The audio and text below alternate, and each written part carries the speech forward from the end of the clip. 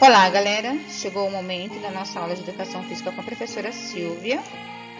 Nossa habilidade é discutir as transformações históricas do padrão de desempenho, saúde e beleza, considerando a forma como são apresentados nos diferentes meios, como científico, medíaco, etc.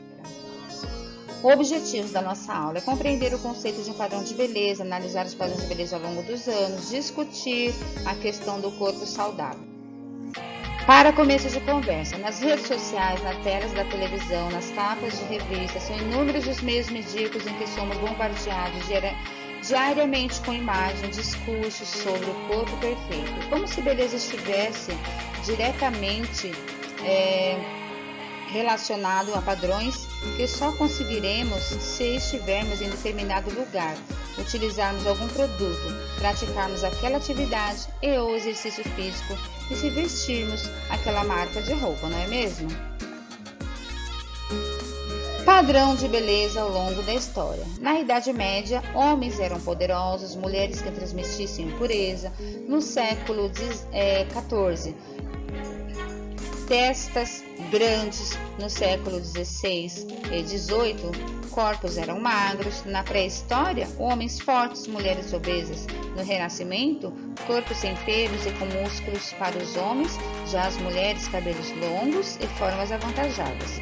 No século XV, homens e mulheres obesos. No século XIX, corpos avantajados. Já nos anos 70, nós tínhamos aí diversificação de estilo. Nos anos 90, corpos altos, magros e curvilíneos, mas sem exageros. Do século XIX, né, pessoal, para o século ali entre o século XVII e XIX, corpos magros e muito brancos. Nos anos 40 e 50, mulheres com curvas, homens com rostos lisos e topete brilhante. Nos anos 80, tivemos aí a nossa fase fitness. Saúde.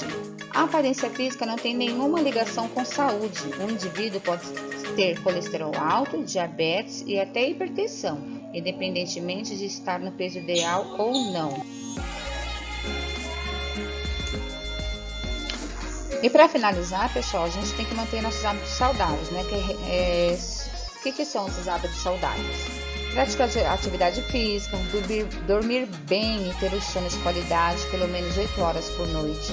Ter uma alimentação saudável, fazer psicoterapia quando necessário, meditar se for necessário, cultivar laços sociais positivos, alongar-se durante o dia, fazer pausas regulares e programas que vocês acham que é legal para o dia a dia, certo?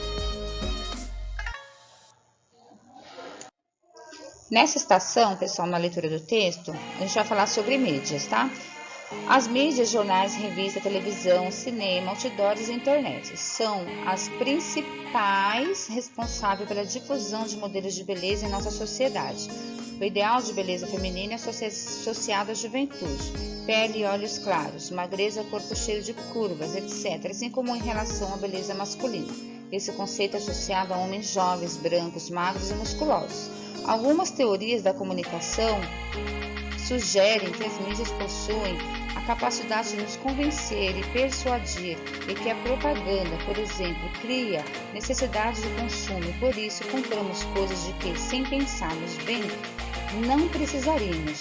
Outras teorias propõem que as mídias não intervêm assim tão diretamente, mas influenciam o modo como construímos a imagem da realidade social e como escolhemos os assuntos que julgamos ser importantes para a nossa vida, modelando, portanto, nossos modos de pensar, sentir e agir.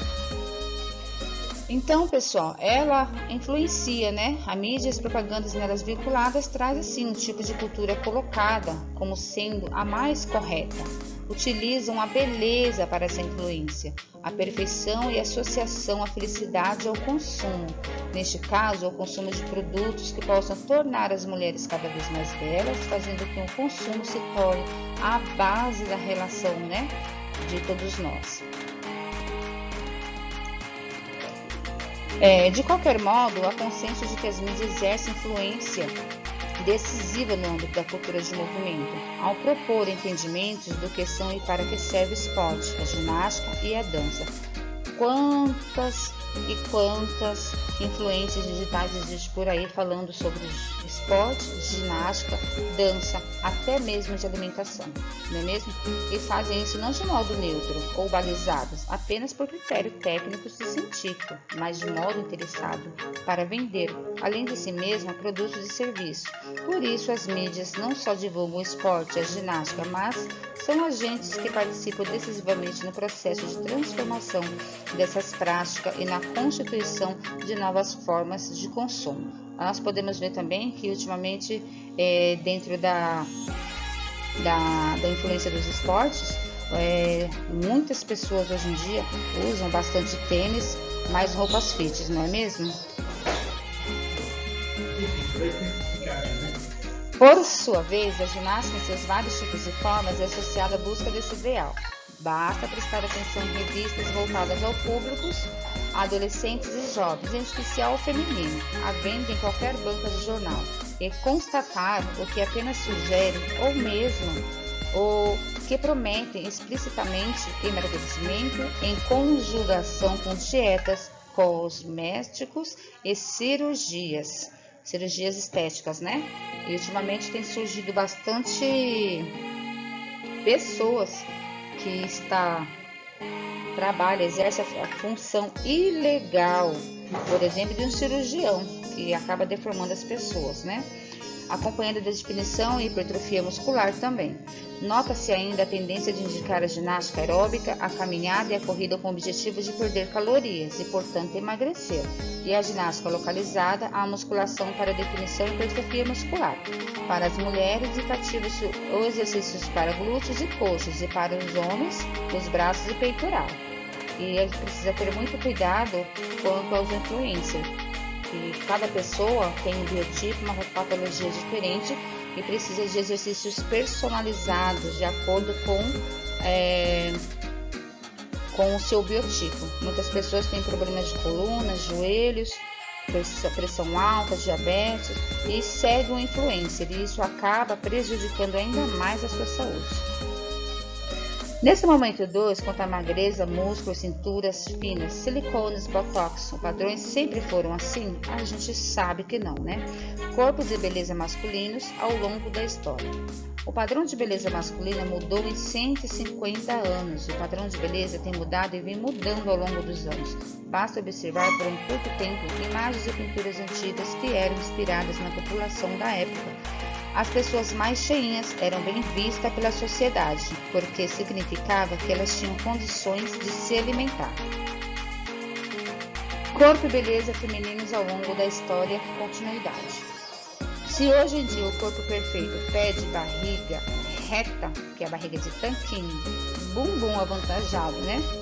Que a gente chama bumbum na nuca, e seios grandes, vale lembrar que nem sempre foi assim. Ao longo da história, o corpo feminino ideal já teve muitas formas, incluindo mulheres mais cheinhas, baixas, magras, altas e com diversos padrões a serem alcançados. Só 2 slides.